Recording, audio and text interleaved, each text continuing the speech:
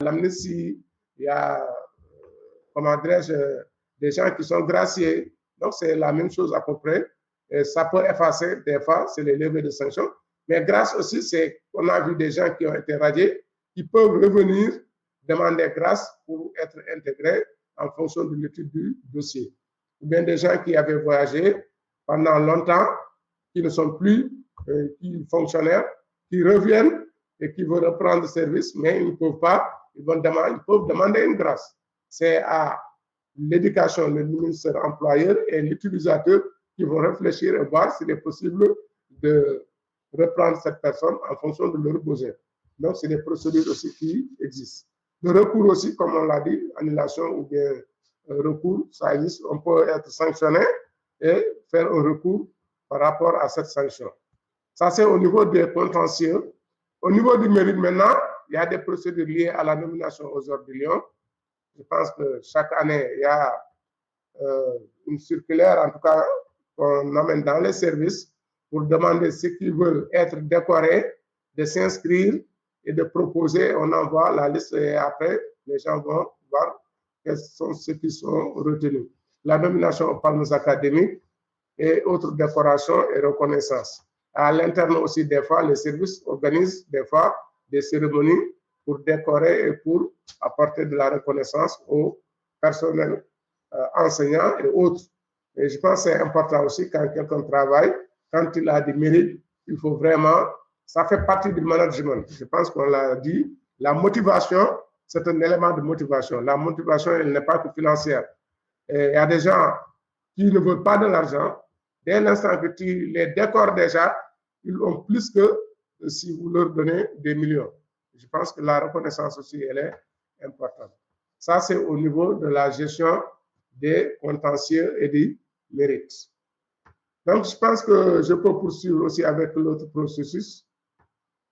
Ou bien je prends deux ou trois questions, parce qu'on va revenir sur ce processus, sur cette procédure, parce qu'il y a un exercice, je pense que vous devez faire par groupe, une étude de cas qui porte sur les contentieux.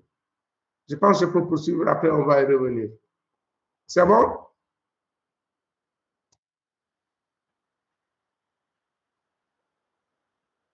Est-ce qu'on m'entend? Allô? Allô, oui, on vous entend, professeur. Ah, bon. C'est très calme là. Bon, c'est vrai, c'est moi qui développais maintenant. Ouais. Je pense que je peux continuer, après on y revient. Oui, c'est bien. L'autre, c'est juste ce que je disais, c'est après le processus gestion des mérites et contentieux, il y a des procédures à l'intérieur. Maintenant, on a le processus gestion de la mobilité. Là aussi, c'est un processus que vous connaissez très bien, et qui chaque année fait l'objet d'ouverture, de demandes. Et je pense que ça fait même l'actualité des fois. Et la mobilité, c'est quoi? C'est juste le changement de lieu d'exercice, soit un changement géographique ou une promotion à un poste plus élevé au cours de la carrière d'un agent. Donc, soit vous quittez Tambacounda pour aller à Sédhiou, ou bien vous quittez Dakar pour aller à Thiès, dans des postes. Donc, je pense que ça, c'est la mobilité géographique. Ça peut être aussi une promotion. On peut quitter instituteur pour devenir inspecteur, ou bien instituteur pour devenir professeur, ou professeur pour devenir inspecteur, etc. Donc, on a un poste plus élevé, ou bien directeur, du moins, instituteur qui devient directeur, etc. C'est une promotion. Je pense que là, on est à une mobilité, à un poste de responsabilité présent. Donc, c'est un acte de gestion du ministère utilisateur, c'est-à-dire de l'éducation nationale. Il tient subdélégation aussi du président de la République par le décret 95. Elle peut avoir différentes formes. Il y a ce qu'on appelle la mutation des personnels par le mouvement national, que vous connaissez aussi bien que moi. La mutation des personnels par les mouvements régionaux. La mutation pour cas sociaux ou rapprochement de conjoints. La mutation des personnels par permutation. Je pense que c'est des cas qui existent dans la mobilité au niveau du personnel enseignant. Et le mouvement régional, ça fait longtemps que je ne suis pas revenu dans les inspections. J'espère qu'il existe toujours, vous allez le confirmer après. Donc, ça concerne les agents ayant fait un certain nombre d'années et qui veulent bouger, entre guillemets, bouger, c'est-à-dire quitter un point pour aller vers un autre, sur l'ensemble du territoire et sur les postes de responsabilité. Donc, c'est fait en général avec l'accord des syndicats d'enseignants qui sont conviés à ces rencontres. Je pense qu'il y a des critères qui sont bien définis. Il y a même, je pense, un guide de mobilité. Ce même guide qui a aussi été reproduit, en tout cas adapté à l'instar du manuel de procédure que je vous ai envoyé avec le Tchad et la Mauritanie aussi. Donc, les organisations syndicales assistent. C'est des partenaires clés ou des parties prenantes dans le cadre de ce mouvement où il y a des critères, ça aide à la transparence et on dit que c'est un mouvement aussi démocratique. Mais il y a d'autres mouvements ou bien d'autres cas de mobilité qui relèvent du pouvoir discrétionnaire des autorités, notamment des ministres.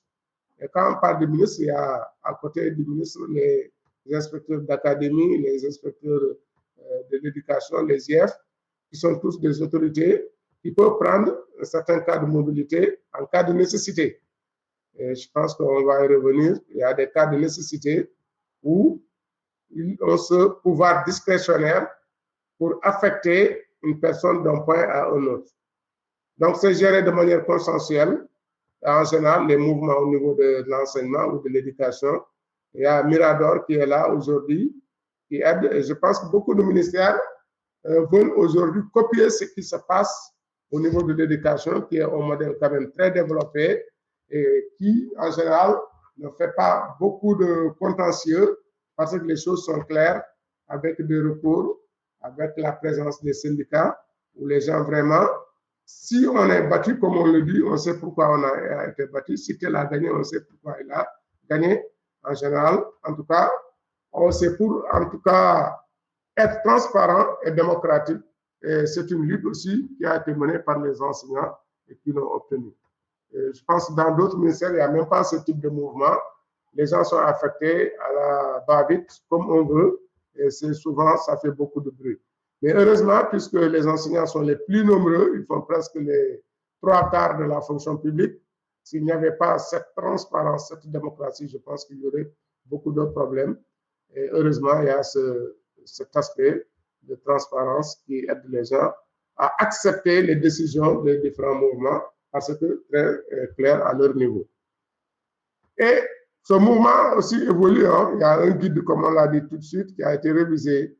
Il y a les cas sociaux, les cas d'handicap, de maladie aussi qu'on doit gérer. Donc aujourd'hui aussi, il y a le genre qui fait l'objet d'un traitement spécifique. Je pense que dans certaines localités, j'entends même des gens dire des postes genre qui sont réservés aux femmes.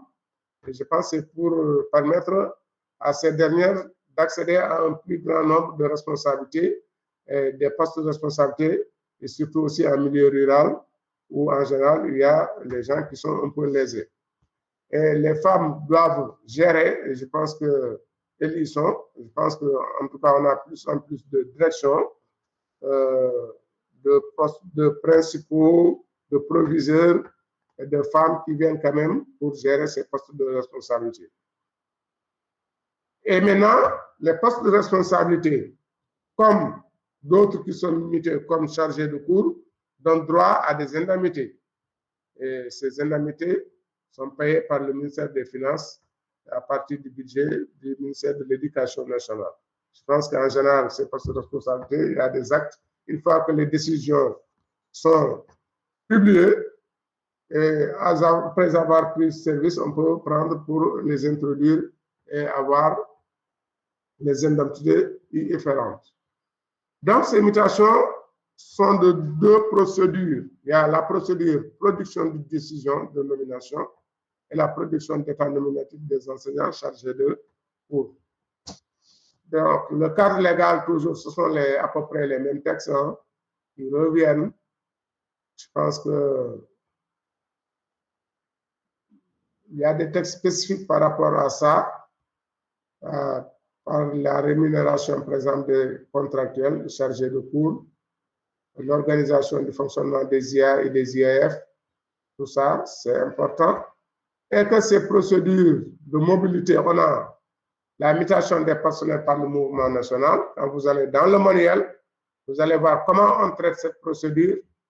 La mutation des personnels hors mouvement, qu'on appelle cas sociaux, rapprochement de conjoints, mutation des personnels par permutation, production de décisions de nomination, production d'état nominatif des enseignants chargés de cours. Voici un peu ce type de processus qu'est la mobilité avec ces différentes procédures. Maintenant, on a la gestion de la formation. La formation, je pense qu'elle est importante et c'est devenu même une obligation.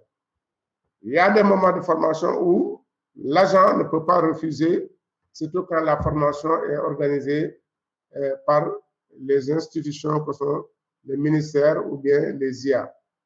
Et d'ailleurs, même la formation est un élément, un intrant pour la qualité et la croissance économique. Donc, l'enseignant ne peut pas refuser la formation parce qu'elle est primordiale. Il cesse d'apprendre, on dit, cesse d'enseigner. Je pense que même si ce n'est pas même l'enseignant, je pense que la formation, elle est utile pour toute personne, à plus forte raison pour un enseignant. Donc, la qualité de l'apprentissage de l'enseignement et la croissance économique, la réduction de la pauvreté, tout ça, c'est des éléments qui peuvent être résolus à partir de la formation. Et l'histoire du Sénégal, on a toujours des enseignants quand même qui ont été formés dans des écoles de formation et on va y revenir dans le troisième module avec l'enseignant et le système éducatif sénégalais. Donc, c'est une préoccupation pour le Sénégal depuis les indépendances. Hein. Donc, on a la formation continue des enseignants. Il y a la formation aussi, c'est bien organisé en 1994 avec ce qu'on appelle le PDRH. C'était le plan de développement des ressources humaines, donc qui a été financé par la Banque mondiale. Et aujourd'hui, cette formation est devenue importante du point de vue de l'institution. On a des formations diplômantes, on a des formations continues et pour mettre en phase les politiques publiques par rapport à ce qui se fait. Donc, la création aussi de la DRH. Donc, c'est en 2000, à l'éducation, on avait la division des personnels. Avant 2002, c'était la division des personnels. C'est en 2002 qu'on a créé la direction des ressources humaines. Donc, l'éducation même est le premier ministère à disposer d'une direction des ressources humaines suivie de du ministère de la Santé. Donc, ce sont les deux ministères qui sont les premiers à disposer de direction des ressources humaines. Et là, c'était avec les PDRH, hein, parce que les PDRH, il y avait 1 et 2, à la santé et à l'éducation. Et c'est ces gros ministères aussi qui ont le plus des effectifs de la fonction publique. L'éducation en premier et la santé en deuxième. Donc, la DRH, ça participe quand même à mieux se passer de l'administration du personnel seulement à gérer les personnels, la division des personnels, mais à faire un mouvement vers la gestion prévisionnelle, vers les affectations, vers les mouvements, vers la formation. Donc, ce n'est plus seulement les problèmes d'administration du personnel, mais il faut aller aussi vers les formations. Et ça s'est renforcé en 2009 aussi, quand on a créé la DFC, c'est-à-dire la direction de la formation continue. Aujourd'hui, cette direction, à côté de la DRH, elle gère tout ce qui est formation initiale. Donc, les CRFPE, par rapport à ça, sont en collaboration directe avec la DFC. Donc, c'est elle qui gère un peu la formation initiale. Et des fois aussi, elle sert de couloir de transmission entre l'éducation et les autres structures pour des dossiers aussi de formation continue des fois. La DRH, maintenant, elle s'occupe de la formation en cours d'emploi pour les enseignants, mais aussi pour les non-enseignants. Donc, à l'éducation, il n'y a pas que les enseignants seulement, il y a aussi ce qu'on appelle les non-enseignants, les personnels administratifs et de services qui ont besoin souvent aussi de formation, c'est-à-dire les gestionnaires. Il s'agit de faire en sorte que les agents soient capables de mobiliser les ressources, de les transférer et de les transformer en résultats. Donc, on a des structures de formation au niveau national. Et vous avez l'école normale, la FASTEF aujourd'hui, qui est l'ex-école normale supérieure, qui forme les professeurs, les inspecteurs. Donc, vous avez les CRFPE, qui forment les ex-FI, ou bien ex aussi CFPS, école normale régionale, CFPP, donc qui sont devenus aujourd'hui CRFPE, qui forment les instituteurs, des éducateurs, comment dirais-je, préscolaires. Il y a l'ENFEPS au niveau de l'enseignement technique et professionnel pour l'économie familiale et sociale, l'INSEPT pour les professeurs de l'enseignement technique et professionnel, les psychologues conseillers, l'NFMPTF de Kaffrine aussi qui forme les maîtres de l'éducation technique et formationnelle. Donc, je pense que ça, c'est au niveau de les CRFE par rapport aux structures aussi privées qui existent, qui forment du personnel enseignant. Vous en avez ici, je pense, en Bourg, des structures privées qui forment des enseignants. Et ailleurs aussi, vous l'avez, par rapport à d'autres universités aussi qui le font. Et je pense que l'IGB aussi aujourd'hui forme, surtout la faculté où je parle la faculté de l'IFR Sciences de l'éducation, ils forment aussi des professeurs de collège. Il reste à confirmer, hein. Je pense qu'ils le font, vous allez me le confirmer après. Donc, les formations diplômantes maintenant peuvent concerner tout un corps. On l'a connu dans le passé. Il y a les maîtres contractuels qui ont été formés. Il y a une formation diplômante. Les professeurs aussi et vacataires pour avoir aussi les diplômes qu'il faut. Il y a eu des formations. Je pense que jusqu'à présent, il y en a. À l'époque aussi, tous les instructeurs adjoints, quand on a voulu éliminer le corps des instructeurs adjoints, on a fait une formation diplômante.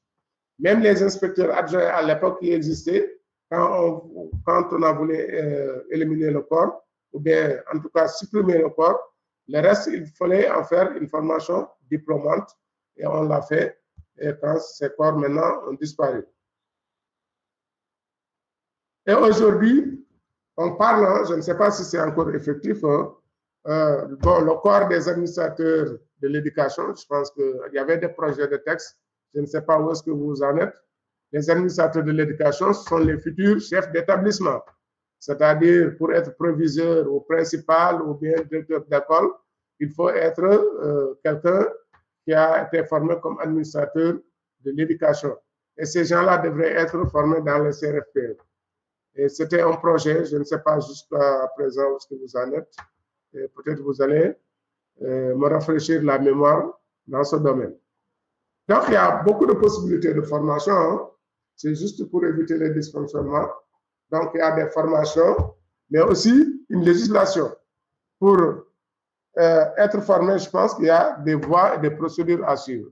Vous, actuellement, vous êtes en formation, une formation qui est personnelle, que vous avez choisie et de mener.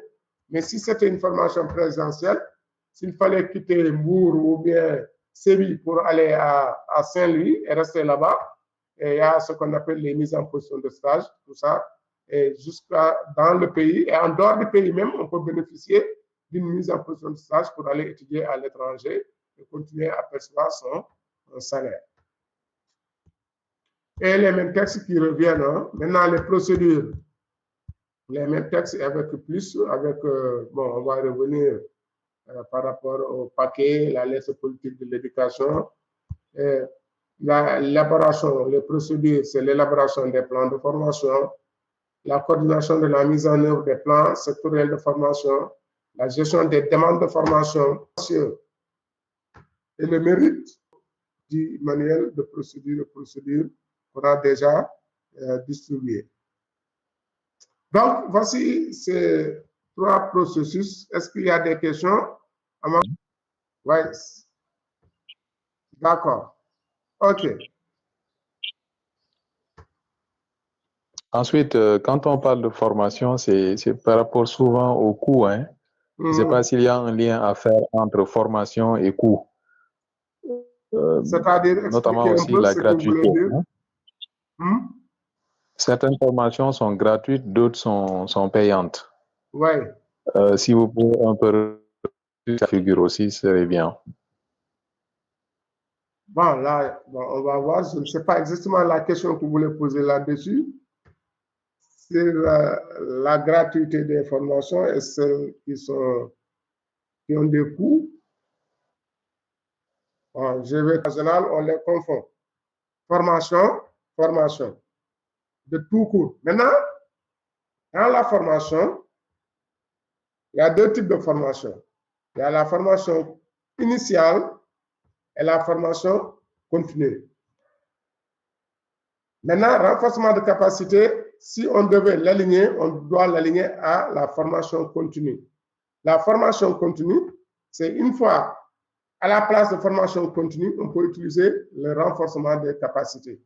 Parce que le renforcement des capacités même, c'est un peu trop global. Vaut mieux dire même ici renforcement des compétences.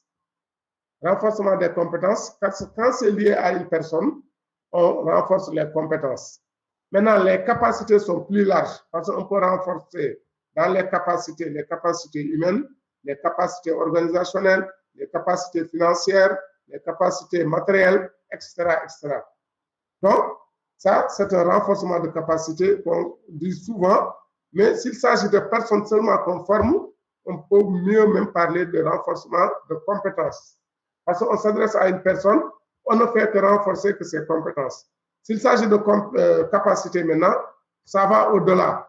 Il y a les compétences, il y a les finances, il y a le matériel, il y a l'organisation, il y a beaucoup de choses qui entrent dans le renforcement de compétences. Donc, la formation continue est égale au renforcement de capacité. Parce que la formation continue, c'est quelqu'un qui, après avoir fait une formation initiale, une fois sorti, après, il est sur le terrain, au cours de son exercice, au cours de l'exercice de sa fonction, il fait d'autres formations pour renforcer ses compétences ou bien pour renforcer ses capacités, et c'est de la formation continue. Et on dit que cette formation continue, c'est tout au cours de la vie. Elle ne s'arrête pas.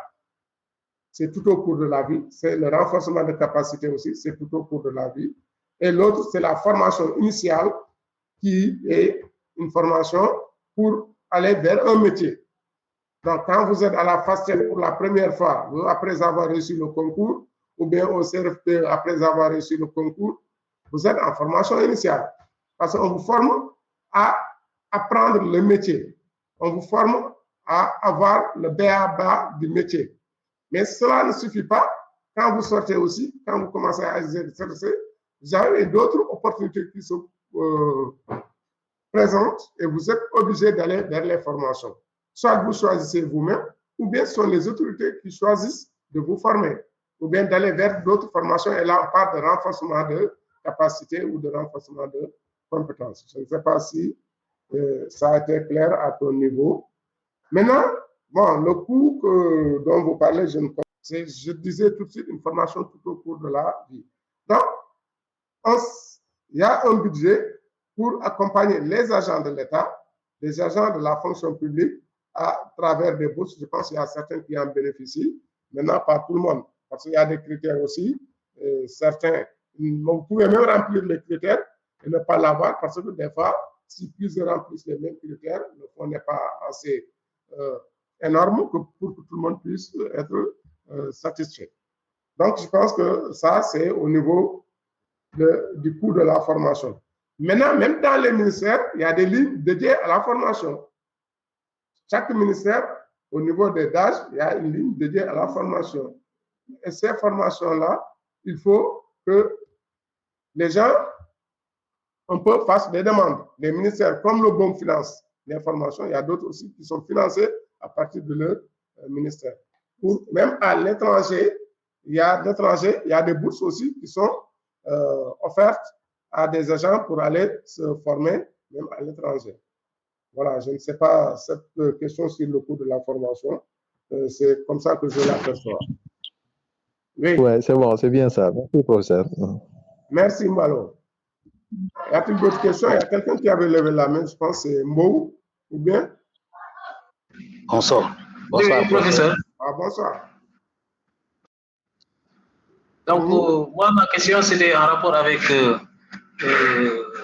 ce que vous aviez dit sur la formation continue en rapport avec la formation initiale. Donc, on parle de renforcement de capacité, bien de renforcement de compétences. Il faut qu'il y ait d'abord au préalable une formation initiale. À partir de cette formation, maintenant, il y a renforcement, ou comme on appelle séance de mise à niveau. Maintenant, s'il y a inexistence totale de cette formation initiale-là, comme c'est le cas avec les chefs d'établissement, il n'y a pas de formation initiale. Donc, tout ce qui est initié et qu'on appelle formation parfois, ou séance de mise à niveau, ou renforcement de capacité, est-ce qu'on peut l'appeler exactement? Bon, là, ils sont toujours dans le cadre des domaines qui existent. Maintenant, quand on parle de formation à distance, ou bien en présentiel, ou bien à distance, pour moi, ça, c'est des modalités de formation. Ce sont des modalités tout simplement d'une formation. Parce que dans la formation initiale, on peut la faire à distance, comme on peut la faire aussi en présentiel. Comme dans la formation continue, elle peut être à distance, comme elle peut être en présence, ou bien en présentiel. Je ne sais pas le terme que vous voulez utiliser ou bien qui est correct. Donc, ça, c'est des modalités. Donc, la distance, ou bien en présentiel, c'est des modalités tout simplement. Mais on peut les retrouver dans tous les types de formations. C'est ça que j'avais. En tout cas, c'est tel que je perçois un peu votre question. Oui, c'est bon. Pédagogique à dérouler sous forme de séminaire ou bien de renforcement de capacité pour ces gens-là. Et je sais que, comme il l'a dit, souvent ça fait défaut. Je ne sais pas s'ils prennent le temps toujours de recueillir vos besoins pour aller vers les formations. Voilà. Année, le CRFPE envoie des fiches aux différentes cellules des différents établissements pour une expression de besoins en formation. Ça se fait quoi? On recueille, on transmet, il exploite et il détermine un plan académique de formation durant toute l'année. En principe. Voilà. Là, c'est principe. Voilà. En principe. En tout cas, l'éducation est un peu en avance par rapport à beaucoup de gens. Voilà. Maintenant, je ne sais pas. Ça se fait. Vous pouvez revenir sur ça parce que là, je ne comprends pas quoi, franchement. Là, d'accord. C'est en général, si vous allez peut-être vous revoir dans le manuel de procédure, l'état nominatif, c'est qu'à un certain moment, par exemple, dans une IEF ou bien une IA, on prend l'ensemble des chargés de cours, on fait ce qu'on appelle l'état nominatif. Monsieur X, Y, Z, établissement, matricule, tel. C'est cet état nominatif-là qu'il faut faire passer par le ministère et l'acheminer au niveau des finances pour qu'ils disposent de leur indemnité pour le fait d'être chargé de cours. Par exemple, un chargé de cours, c'est en général des instructeurs qui étaient à l'élémentaire, qui remplissent un certain nombre de conditions, qui déposent et qu'on accepte d'aller vers le collège. Ils sont chargés de cours. Et ils continuent avec le salaire d'instructeur. D'accord. Mais il y a des indemnités à prendre au niveau du collège. Et ces indemnités-là, pour être en position, il faut que l'inspection fasse l'état nominatif, c'est-à-dire l'ensemble des personnes qui ont été nommées chargées de cours. Et c'est cette liste-là qu'on va envoyer jusqu'aux finances pour qu'il y ait pour qu'elles entrent en possession de leurs droits pour ces indemnités auxquelles ils doivent avoir au niveau des collèges ou bien même des lycées. On peut être même chargé de cours au niveau du lycée. Ce sont ces gens-là qui, sans avoir le diplôme, par exemple de PCMG ou bien de PS ou de PM, font le travail parce qu'ils ont le diplôme académique. C'est eux, en général, qu'on envoie, en général, ce qu'on appelle mise en position de stage à la FASTEF pour qu'ils préparent maintenant le diplôme. Je pense souvent, vous le voyez.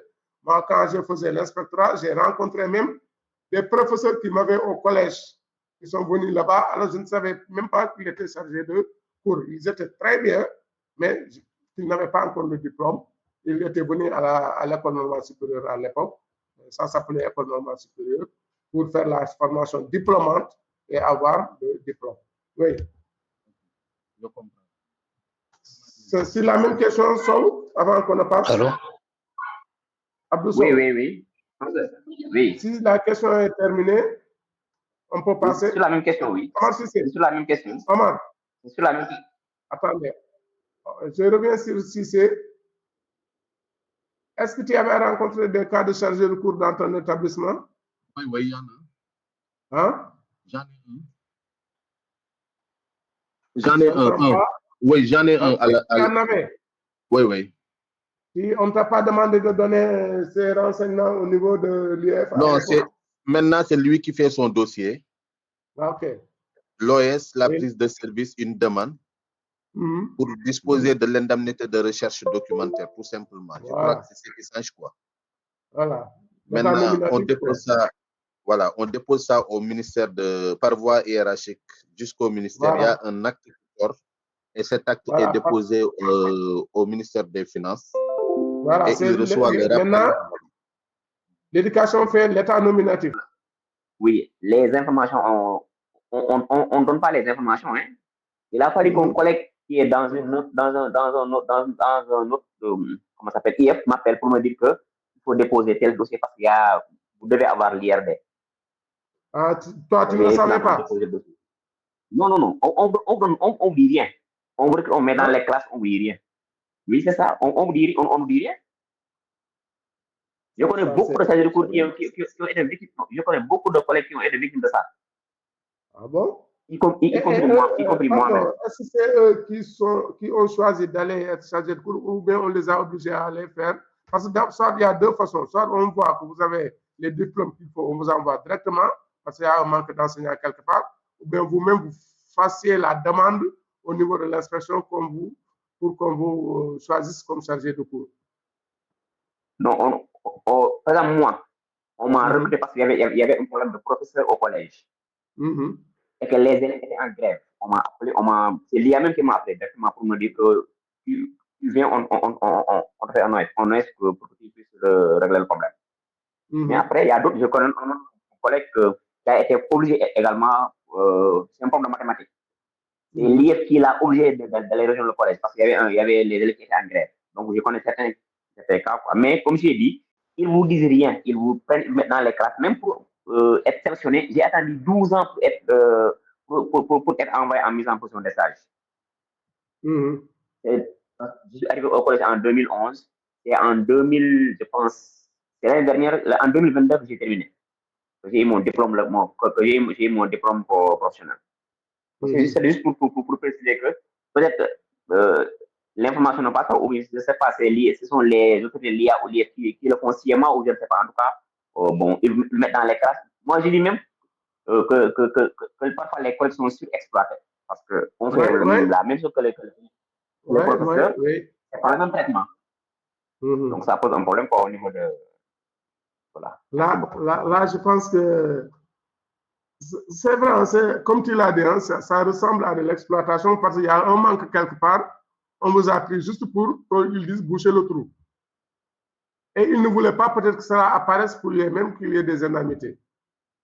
Est-ce que même le ministère était informé? Je ne sais pas. Mais en général, ils utilisent personne des fois pour juste calmer et pour boucher le trou, comme on dit, entre guillemets, boucher le trou.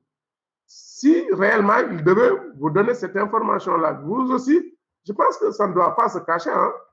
Il y a chargé de cours, il y en a eu depuis des années. Moi, quand j'étais au collège, déjà, j'avais des professeurs qui étaient chargés de cours. Je pense que quand ils sont chargés de cours, c'est qu'il doit avoir un avantage. Et là, vous allez entrer dans vos droits pour aller déposer le dossier qu'il faut. Il ne faut pas attendre.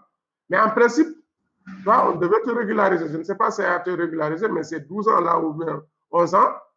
À partir de la date de prise de service, depuis que vous avez été chargé de cours, je pense que tout ça, on doit vous payer. Je ne sais pas comment on l'a fait, mais vous avez le droit de réclamer tout ça.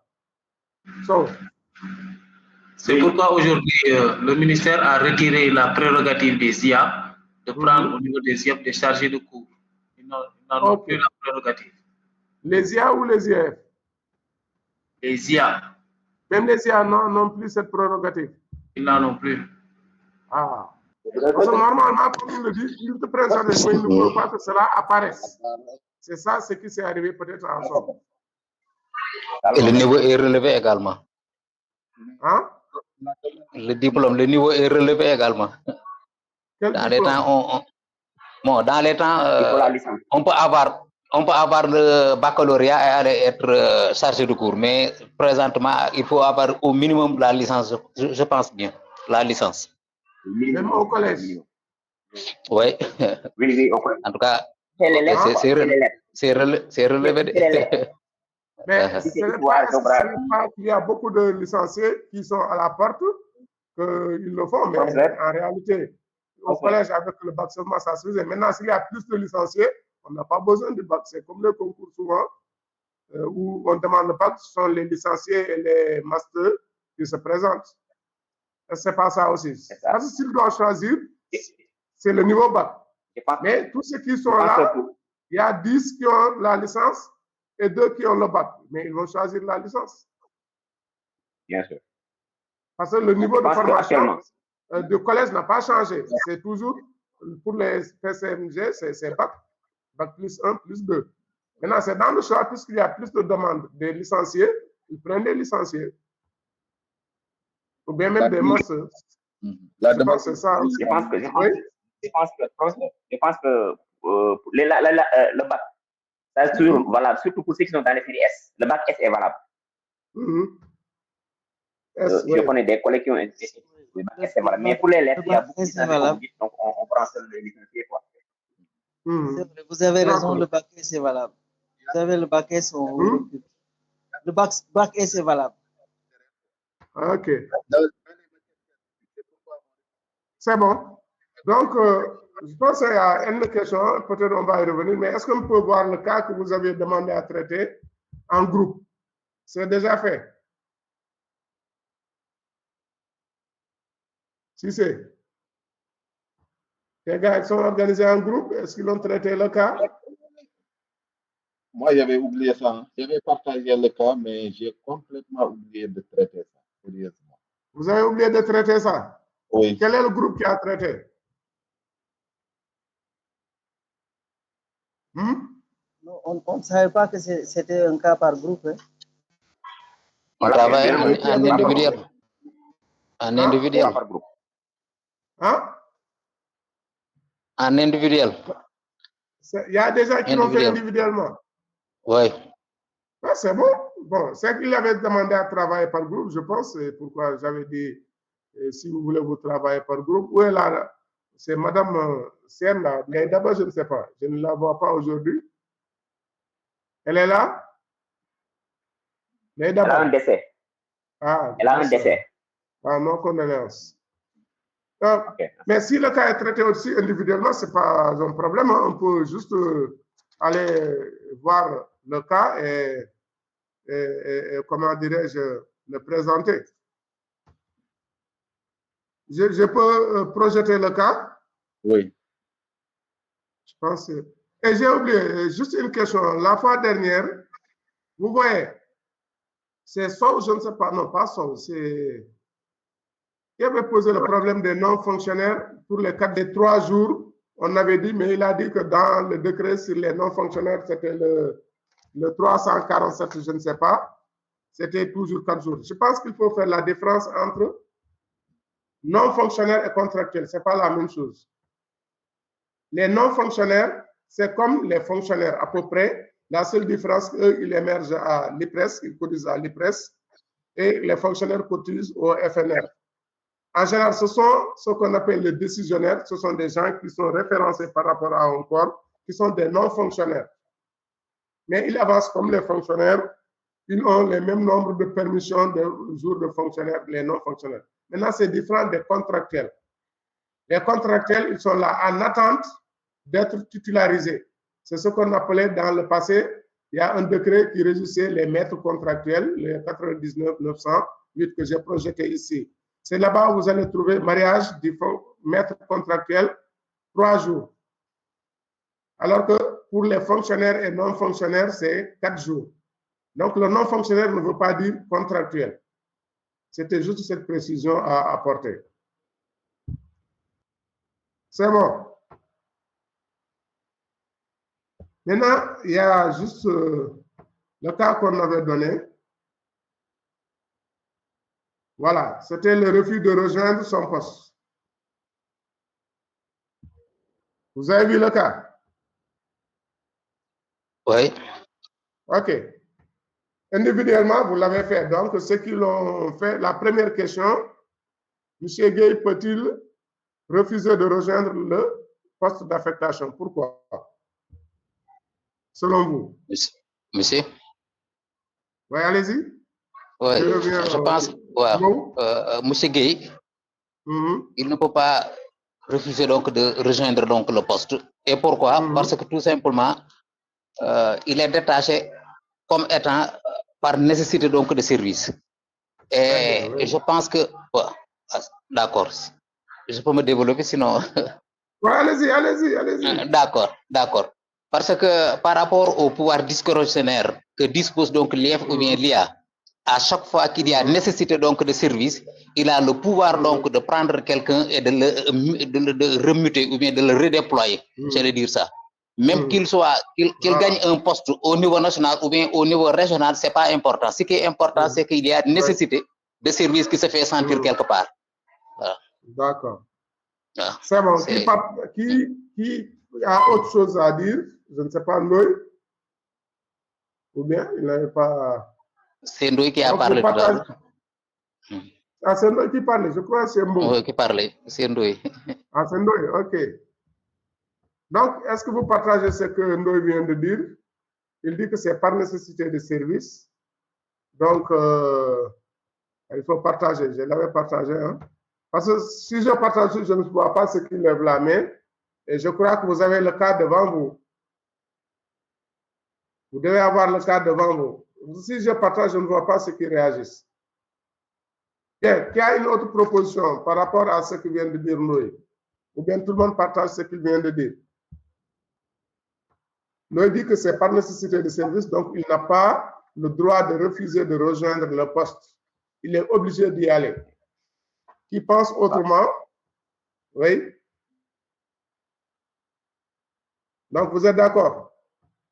C'est bon. Professeur. Oui. Voilà. Maintenant, dans ce cas, il y a aussi... Qui veut intervenir? Si c'est saccadé.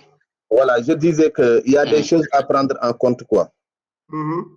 Maintenant, si M. Gueye est plus ancien que d'autres enseignants dans la même école, les derniers venus qui doivent être redéployés pour nécessité de service. Je ne sais pas si cette précision n'a pas été faite, quoi. Mais s'il est plus ancien que les autres dans l'établissement, il ne doit pas quitter. C'est le dernier venu qui doit être redéployé pour nécessité de service. Mais à part ça, il n'a pas le droit de refuser d'être réaffecté ailleurs. Bon. Je voulais juste faire cette précision, quoi. Oui, mais rien n'a été précisé. Voilà. Effectivement. Un étude de cas. Allez-y. Je veux dire que le plus souvent, avec les études de cas, on nous demande de se limiter à ce que dit le texte. Voilà. Ça, c'est pas... Non, c'est ça. Mais il faut être plus ancien, mais si ce n'est pas la même matière, par exemple, si c'est juste aussi, si c'est au collège ou bien ailleurs, si ce n'est pas la même matière aussi, on ne peut pas dire plus ancien. Même s'il est plus ancien avec la même matière, en administration, si vous êtes affecté d'abord, allez rejoindre. Par nécessité de service.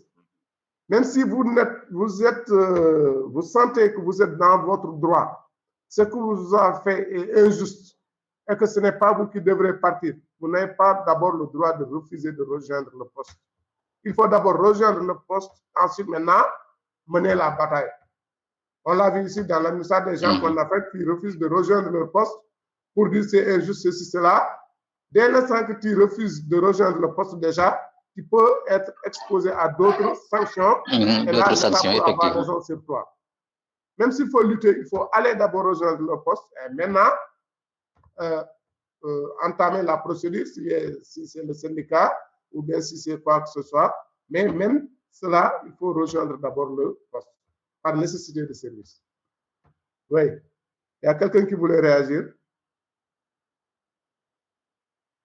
Bien. Donc, la deuxième question, on dit que malgré les multiples conseils que le gestionnaire des ressources humaines de l'inspection, l'éducation et la formation lui a prodigués, il maintient sa position. À quelle sanction s'expose-t-il? À quelle sanction s'expose-t-il? il maintient encore sa position. Malgré vraiment les conseils et tout ça, il refuse d'aller. Oui.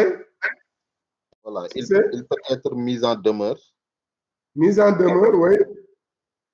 Une suspension de salaire. Suspension de salaire, c'est quelle sanction? Quelle par rapport au premier degré ou deuxième degré? Oui, premier ou deuxième? Au deuxième degré, effectivement. Donc, au début, d'abord, il s'expose au premier ou deuxième degré. Est-ce que là, il y a suspension de salaire? Premier et deuxième degré. À quel moment survient la suspension de salaire? Ça peut arriver. Mais est-ce que c'est premier et deuxième degré, la suspension de salaire? Ça pourra peut-être vers troisième. Le troisième degré. Vous allez voir vers l'article 43 ou 40 et troisième degré. Sur les sanctions. D'abord, pour un premier cas, comme on a dit, il s'expose aux sanctions du premier et deuxième degré. Ce sont le blâme et l'avertissement. L'avertissement. Voilà, ça c'est le premier degré. Pour un premier cas, il s'expose à ça. C'est le blâme et l'avertissement. Si il est fonctionnaire, c'est la loi 6133, vers les articles 43 ou 40 et quelques. Vous allez consulter pour voir. Premier degré et deuxième degré. Maintenant, on a dit qu'il s'expose au blâme, la mise en demeure blâme, ou bien, je ne sais pas, avertissement. Maintenant, comme vous l'avez dit, maintenant, s'il persiste, maintenant, quelle suite pourrait lui être réservée? Au troisième point maintenant, si c'est, je pense que... Oui, il peut, là, on peut suspendre son salaire, l'envoyer à la commission de discipline. Oui. On peut donc maintenant, il faut après aux autres sanctions. Voilà. Par exemple, le deuxième degré d'abord, c'est juste, du moins, ce troisième degré, et du moins, comment dirais-je, la suspension de salaire, on va voir, et même jusqu'à la radiation. Oui. S'il persiste et signe, comme vous dites, avec le conseil de discipline et tout ça, il peut aller jusqu'à cela. Je pense que c'est juste pour vous inviter à voir différents types de sanctions. Oui, allez-y. Je pense qu'aux sanctions de troisième degré, il y a des niveaux quand même. Oui, il y a des niveaux. Je pense qu'il y a ce qu'on appelle donc la radiation du tableau d'avancement. L'agent peut être exposé aux radiations donc, du tableau d'avancement. Il y a ce qu'on appelle donc la rétrogradation également. Et je pense que c'est différent qu'il a. Ouais. C'est différentes sanctions là qu'il oui. Si c'est allé-y. Il y a même l'interdiction d'occuper des postes de responsabilité. On peut Très bien. Voilà. Donc, vous avez premier degré, donc c'est l'avertissement et le blâme. Vous allez au deuxième degré, vous allez la rédaction d'ancienneté, n'excédant pas 2 ans. Ça, c'est le deuxième degré. La réduction d'ancienneté n'excédant pas 2 ans. Et maintenant, s'il persiste, vous allez avoir le troisième degré. Dans le troisième degré, vous avez même 5 cas à l'intérieur. Tout ça, c'est à l'article 43. Donc, l'article 43, si vous allez là, vous allez voir pour le troisième degré, il y a la radiation, comme il l'a dit, il y a plusieurs niveaux. La rétrogradation, l'exclusion temporaire, la révocation sans suspension et la révocation avec suspension du droit à une pension. Tout ça, ça peut arriver. Donc, c'est juste pour vous inviter aussi à revoir la loi 61-33, de là aussi, des fois, du code de travail où il y a les sanctions. C'est bon pour le cas? Professeur? Oui, et c'est tout. J'aimerais poser deux questions. Allez-y. Voilà, moi, j'ai été redéployée une fois. J'étais à Matam. Maintenant, il y a une nouvelle création à Ranérou. Le centre de formation professionnelle de Ranérou venait d'ouvrir. Alors, l'IA m'a redéployé à Ranérou. Voilà, maintenant, il y a mon directeur qui part à Ranérou voir l'autre directeur pour lui dire de ne pas m'accepter. Parce que lui, il a besoin de moi. Maintenant, l'autre directeur lui dit que vraiment, puisque vous avez dit que c'est un bon élément, moi aussi, c'est un bon élément dont j'ai besoin. Ouais. Voilà, donc je ne vais pas lui demander de repartir. Ouais. Voilà, donc la question est de savoir, est-ce que l'autre directeur, là où j'ai été redéployé, pouvait dire qu'il n'avait pas besoin de moi? L'autre question. Oui, allez-y, allez-y. Voilà, l'autre, il y a même les inspecteurs de spécialité qui étaient venus jusqu'à Ranérou pour me demander de repartir sur Matam. Maintenant, il y a mon mari qui me dit, tu ne bouges pas. C'est ton OS qui t'a emmené ici, tu attends un autre OS. Oui, oui, ça c'est administratif. Là, c'est votre mari qui a raison. Oui, ça c'est administratif. Et il voulait que tu repartes sans l'OS. Hein? Pardon? Il voulait que tu repartes comme ça sans l'OS. Il m'a demandé de repartir sans OS. Et que aussi, moi, je suis redéployée à Ranérou, mais il y avait aussi, je n'étais pas, comme disait M. Cissé, il y avait une autre, j'étais à Matam, il y avait une autre qui m'avait rejoint à Dakar, donc je n'étais pas la dernière à être affectée à Matam. Donc, comme disait l'autre, bon, je ne sais pas si c'est la norme ou pas, si on devait redéployer la dernière venue. Est-ce que vous avez la même discipline? Oui. Hein? Oui, on avait la même discipline. Même profil? Elle venait juste d'arriver. Et là-bas, on avait besoin de quoi? À Ranérou? D'une personne plus expérimentée en principe? Plus expérimentée, oui. Il y a un critère au moins qui a valu votre affectation. Mais dans tous les cas... Moi j'avais fait 2 ans, alors qu'elle, elle n'avait fait que 3, elle n'a même pas fait 2 mois. Voilà. C'est pourquoi je dis, il y a toujours un critère peut-être qui a prévalu pour qu'on choisisse pour aller à Ranérou et non pas l'autre. Je pense même ça, ce n'est pas une règle très stricte, hein, pour que je suis le premier, l'autre est la deuxième. Tout ça, vous devez rejoindre d'abord. S'il y a une bataille à mener, ensuite vous allez la mener. Mais il faut rejoindre d'abord le poste. Parce que l'autorité a pouvoir d'affectation, de mutation, elle le fait et vous devez obéir. Maintenant, arrivé sur place, s'il y a des recours à faire, s'il y a une bataille à mener, si vous êtes syndiqué et tout ça, vous allez saisir votre syndicat. Et là, je ne pense pas que vous ayez toujours raison parce que tout simplement, entre les deux, il a des critères aussi pour amener l'une et laisser l'autre. Par exemple, pour le cas présent, si Ranérou vient d'ouvrir, au moins a besoin d'une personne plus expérimentée que quelqu'un qui n'a même pas fait 1 mois ou 2 mois. En toutes choses. Maintenant, les choses aussi, comme on avait dit, là, c'est le management des ressources humaines. Il faut essayer de convaincre la personne, la motiver. S'il y a un problème de blocage, la personne n'est pas motivée, là, c'est le management, ce n'est pas les textes. Quand on vous affecte, on doit discuter avec vous, vraiment recueillir votre avis, même si vous ne voulez pas, essayer de vous convaincre et ça peut vous motiver davantage. Parce que quand on force les gens, ils vont rejoindre, mais ils vont devenir improductifs. Là, ça ne sert à rien. Et c'est pourquoi, même si vous avez le droit d'affecter la personne, il faut discuter avec elle. D'abord, pour voir le sentiment, et essayer de convaincre la personne pour la motiver davantage. Voilà. Merci. Et finalement, tu es à Ranérou ou bien? Non, je suis à Niakhar. Non, non, non, tu as été à Ranérou, je veux dire quoi? À l'époque. Pardon? À l'époque, tu as été finalement à Ranérou, je dis. Oui, j'ai fait 5 ans à Ranérou. Et tu n'as pas regretté? En tout cas, c'était plus proche de Dakar. Moi, l'essentiel est que je sorte de cette zone. Donc, ça t'a arrangé, donc il n'y a pas de problème. Ouais, okay.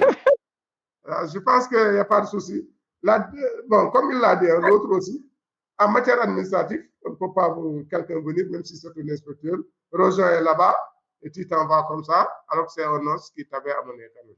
Ça, même les inspecteurs qui l'ont dit et essayé de le faire, ils n'ont pas été administratifs. Et ça, je pense que là, vous êtes dans votre droit. Vous ne pouvez pas bouger de là-bas sans un OS. Maintenant, si c'est un OS, vous ne pouvez pas refuser, il faut partir. Ces mots encore. Merci. Oui, allez-y. Les contractuels. Bon, aux non-fonctionnaires, c'est à peu près les mêmes. Mais aux contractuels, il y a une différence. Tout le monde, je pense, il faut aller dans le décret là. Il y a un décret qui régit les contractuels. Je pense que c'est le 99 quoi. Je vous ai envoyé ça la fois dernière. Je pense qu'il y a une légère différence comme les permissions. Hein. Mais c'est à peu près, il y a toujours des sanctions quand même. Maintenant, les non-fonctionnaires et les fonctionnaires, là, en général, c'est à peu près la même chose. C'est l'avancement. La différence, c'est le fait de verser à l'IPS, les autres versent je ne sais pas, au FNF. C'est ça. La différence qu'il faut, ce qu'il faut retenir entre les fonctionnaires et non-fonctionnaires, sur le plan administratif, ils sont d'égale dignité. Seulement, c'est au niveau financier qu'ils sont des différences. Voilà, c'est ça. C'est ça. C'est comme ce que revendiquent aujourd'hui les décisionnaires. Bon, je ne sais pas quel est l'état de la situation. J'entends souvent dans la presse dire qu'il y a les décisionnaires. Je ne sais pas. Hein. Il n'y a pas qu'à l'enseignement. Hein. Il y a un certain nombre d'années. Quand vous dépassez ça, vous ne pouvez pas être titularisé fonctionnaire. Vous êtes décisionnaire. Je pense au-delà de 35 ans, quelque chose comme ça. Si on doit vous titulariser alors que vous avez dépassé les 35 ans, aujourd'hui, vous ne pouvez pas être fonctionnaire et vous pouvez être non-fonctionnaire. Et c'est ça qu'on appelle décisionnaire. Je ne sais pas maintenant, les décisionnaires dont parle l'éducation, souvent les gens qui revendiquent, quel est leur état, je ne connais pas. Hein. C'est pourquoi je parle seulement de manière générale. Ce n'est pas au niveau des enseignants seulement qu'il y a des décisionnaires. Ça, c'est le texte qui le dit. Si vous dépassez l'âge pour la titularisation, on vous fait dans le corps des décisionnaires. Oui, allez-y, Cissé. Je voudrais juste dire que peut-être nous sommes tous régis par des textes dans la fonction publique, contractuelle, fonctionnaire, non fonctionnaire. Mais le milieu enseignant est beaucoup plus spécifique parce qu'il y a ce qu'on appelle les acquis syndicaux qui font qu'il y a beaucoup de choses qui ne sont pas prévues par les textes, mais qui sont appliquées. C'est dans ce contexte que je parlais des cas de redéploiement selon l'ordre d'arrivée, selon l'ancienneté dans l'établissement, selon les disciplines également. Quoi. Voilà. Parce qu'il s'est trouvé, il y a 2 ans, 3 ans de cela, quelqu'un pouvait gagner à un poste au mouvement national, mais une fois sur place, il est redéployé. Et ça a créé beaucoup de problèmes. Et les syndicats se sont opposés jusqu'à ce qu'ils gagnent maintenant leur poste, restent sur place. Même s'il y a des nécessités de service.